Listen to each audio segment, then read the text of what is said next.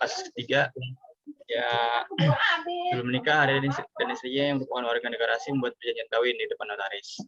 Satu isi perjanjian tersebut adalah Arya berhak melakukan perbuatan hukum secara pribadi atas segala bentuk harta yang beratasnamakan istrinya. Arya dan istrinya merupakan WNA, itu kata kuncinya.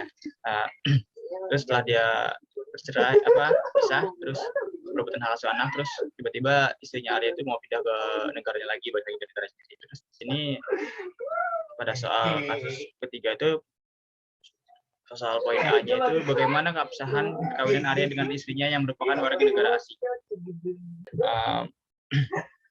Pernikahan dua warga negara asing WNA yang tidak berdomisili di Indonesia dapat dilakukan di Indonesia berdasarkan pasal 35 huruf B Undang-Undang Nomor 23 Tahun 2006 tentang administrasi kependudukan beserta penjelasannya.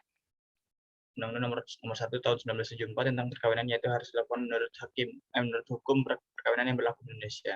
Hubungan perkawinan adalah hubungan perdataan, hingga mengenai keabsahan perkawinan secara hukum ini harus ada hukum dan negara tertentu dipilih, choice of law, sehingga kita tidak dapat menggunakan istilah berlaku secara internasional.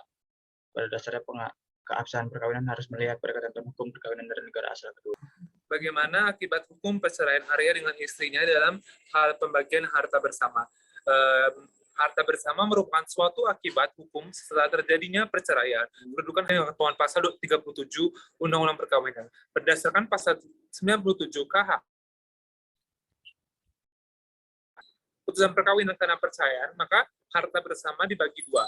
Akan tapi terkait kasus perceraian antara Arya dan istrinya, di mana sebelum mereka menjalani perkawinan, mereka membuat perjanjian perkawinan, di mana salah satu isi perjanjian tersebut ialah bahwa istri Arya berhak melakukan perbuatan hukum secara pribadi atas segala bentuk harta yang beratasnamakan istrinya, di mana perjanjian tersebut juga telah dibuat oleh notaris.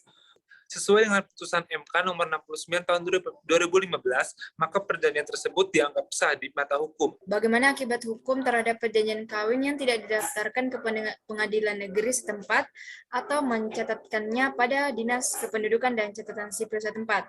Perjanjian kawin diatur dalam pasal 29 ayat 1 Undang-Undang Perkawinan junto mengenai pencatatan perjanjian kawin dalam pasal 29 ayat 1 Undang-Undang Perkawinan. Dapat diketahui bahwa jika perjanjian kawin ingin mengikat atau berlaku juga bagi pihak ketiga, maka harus disahkan oleh pegawai pencatat perkawinan atau notaris. Perjanjian kawin harus didaftarkan untuk memenuhi unsur publisitas dari perjanjian kawin yang dimaksud, supaya pihak ketiga di luar pasangan suami atau istri tersebut mengetahui dan tunduk pada aturan tersebut yang bersangkutan.